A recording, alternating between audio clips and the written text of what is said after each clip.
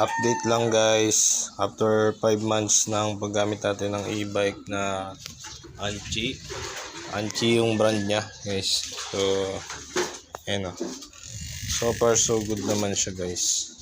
48 volt, 12 ampere. Ayan o. So gamit na gamit namin siya sa school. So kung gusto nyo umorder, lalagay ko na lang sa video yung link ng pinag-orderan natin. So order na guys. Ayan siya guys oh. So susundo na siya sa school. So ayan oh. Hindi naman siya dadalhin sa highway, sa looban lang siya. So ayan siya guys. Ayan.